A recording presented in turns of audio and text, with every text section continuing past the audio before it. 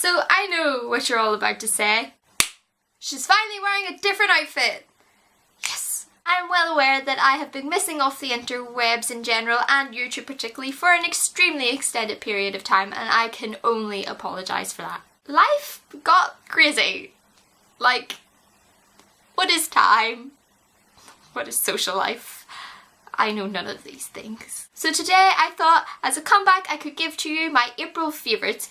It is midway through May, but we all love favourite videos and details. Also, I had some things that I wanted to say about the books that I read in the month of April, so it's nice to tie it into one video, so let us begin. So the first book that I completed in the month of April was The Return of the King, which is the third volume in the Lord of the Rings series, or in the Lord of the Rings book, bind up, whatever you want to call it.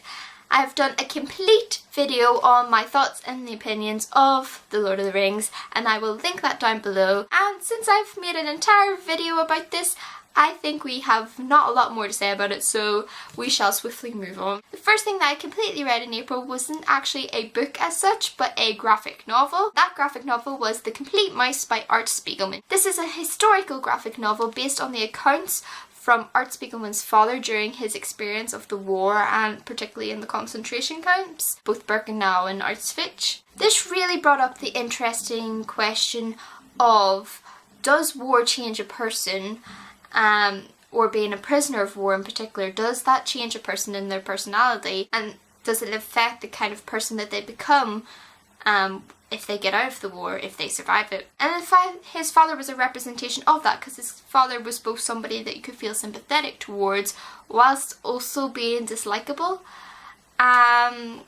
which was a very fascinating thing to encounter. And I'm not too I think I have encountered it before, but I don't know if I've ever encountered it so prominently before. Often a comment that is made on this is that the art style is very crude, and definitely it's probably not an art style that would be to everybody's taste. I can see what I mean. It is a very crude artwork, but I think that really added to the story and actually kind of made it more beautiful, if that was possible. Also, the depiction of Germans as cats and the Jewish people as mice is so symbolic. Like, can you actually have more of a symbolic representation of that? Saying it didn't reduce the horror at all. I mean, not spoiling anything, but like, I don't think it took the effect out of it, the fact that it was animal representing people. Also, it was interesting to visually see the horrors of war.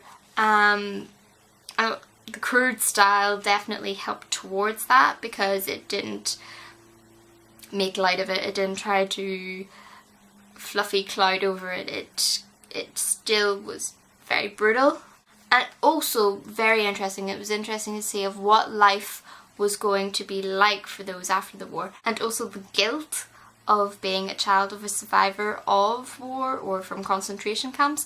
It was amazing and it was beautiful, and I definitely give it 5 out of 5 stars. Definitely, if you have never read any sort of graphic novel before and you are interested in history particularly, I would definitely highly recommend this. The next book that I then read was Paper Towns by John Green. This book sure was an adventure. For the first third of it, it's almost like this epic contemporary adventure, if you can understand what I mean by that. And it had the feeling, it had that infinite feeling that Perks of Being a Wallflower has. That moment of infiniteness, not as strongly, it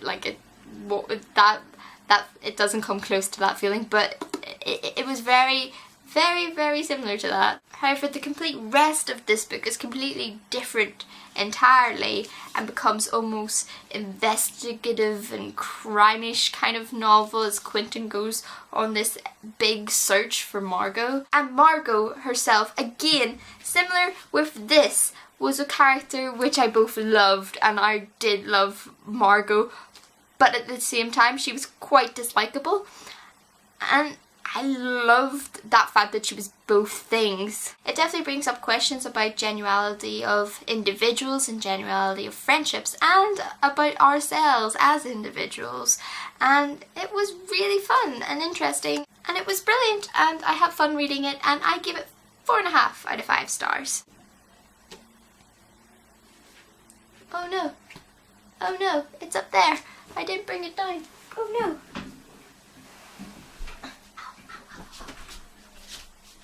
I got it. So the third book that I then read was The Graveyard Book by Neil Gaiman. He writes so beautifully, I can't handle it. Why doesn't every novel in the world contain this amount of description? I don't think just because a book isn't a children's book, because it's an adult's book, it shouldn't have the same amount of description and effort put into both the scene setting and emotional setting. Or maybe in adult books there's more focus on the emotional, not on the scene development, but it's something that Neil Gaiman does beautifully. This is technically a child's novel, but that does not mean that it's not readable by any age group. That quote by C.S. Lewis, that a children's book that is only written to be enjoyed by children is not a very good book, this is the perfect example of that. It can be read by anybody. The aspect of Bob being a young boy that was raised and educated by ghosts because his life was so dangerous on the outside was such a fascinating thing. Also, as he became older and wanted to explore the outside world and kind of wanted to know more about the world around him, it was really quite touching to see. Also, I thought the representations of the different time periods was done brilliantly, and I thought it was so interesting to see how humanity progresses and how with every generation people change and the new stuff is adapted and things are lost, and that was absolutely amazing to see. It was brilliant. Also, I think it showed that how social integration, particularly from a young age, is both a very significant and important thing. Being able to develop those social skills that kind of can get you by in life, and I don't think that necessarily is what this book means, but I think I understood that because I think as a child, being an only child myself, social integration was something that I struggled with, and so I think some stuff that I've seen in this was very reflective of stuff that I came up against in my own childhood, so I kind of took that from it, that social integration is quite an important thing and developing it from a young age is also important. And I think watching Bod grow and develop and become his own person and taking on from everything from his life that he had lived up to that point and everything else that he had experienced since then, and how that changed him, how he wanted to grow and develop, and that was really beautiful. It is beautifully constructed, it is beautifully written, and I highly recommend it to any age group. 5 out of 5 stars. The last book that I completely got to finish in the month of April was The Curious Incident of the Dog in the Nighttime. And guys, I'm so excited. My very first ever experience with an American style floppy back. It's so floppy! It's so floppy! I can't handle.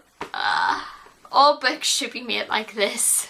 Curious Incident of the Dog in the Nighttime by Mark Haddon is the most unique and different thing that I've ever read. I've never ever read anything like this. This book is nowadays considered a modern classic, and I think technically it's a children's book, but again, another situation where a children's book it's told in such a weird way that anybody could read this and take something from it, because it is brilliant. Christopher John Francis Boone is a self-proclaimed mathematical genius with some behavioural problems. It is about a boy who has quite severe autism, and for him, he doesn't view the world the same way as you or I may see the world. He sees things very practically and factually and even mathematically, and for that reason he doesn't understand fictional worlds and they don't make sense to him, because to him a fictional world is a lie, it's not real, there's no fact to it. They make him scared and they make him uncomfortable.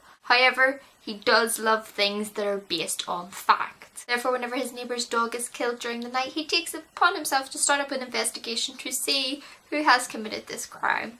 But this book is so much more than that. During this investigation, he completely goes on this journey of self-discovery where he learns more about himself than he ever knew, and he really pushes himself to the limits and does things that he would never have dreamed of. He completely pushes himself into new territories that he would have never dared go before, and does things that he would have never dreamt of doing before. And it's a beautiful thing to witness in this book. Some people may disagree, some people may agree. I think it was a really beautiful description of autism and a representation of an autistic person. And I think it's important for people to read this and kind of understand that element, because if you've ever met an autistic person, it makes sense. And I have a family member who is autistic, and so much of this I see and I understood, and it was like getting to be inside that mindset of why they do whatever it is they do. And it's important to read this to understand people in general, particularly to understand autistic people, because sometimes I think people can be really quick to judge people that have autism by their behaviour and stuff like that. And I think that is why this book is important to read. This book will help you understand that person's personality and the sort of rational thinking that they're doing in their head of why they're doing what they're doing. It was interesting to be inside his mind and to see how his mind operated, and how it may be completely different from how me or you think, but how to him everything that he is thinking and doing is rational. The fact that he is somebody that is so solely based on fact and what's real and what's not real. There was a moment in this book, quite early on in this book, that I rather had a really almost panic attack, because a statement was made and it was kind of like, wow, whoa, and all of a sudden I felt very small and very scared, and I kind of just wanted to curl up in a ball under my duvet. I guess you kind of could have called it an existential moment, but it was like, whoa, it was very hard-hitting and impacting, and kind of made me want to cry because I became so scared in that moment. And you would never think that from a book like this, but it's brilliant, and I highly recommend that you read it. It's an easy but an amazing read. It's particularly quite short and it's very spacey writing, and if you can't get the fluffy back, get the fluffy. It's so fluffy. But brilliant, amazing, highly recommend, 5 out of 5 stars. I loved it so much that whenever I was in a charity shop and I seen a first edition for £1, I was like, yeah, sure. It's amazing, and I have a first edition hardback now. So that was everything that I completely completed in the month of April. I did get halfway through Half Bad. Halfway through Half Bad.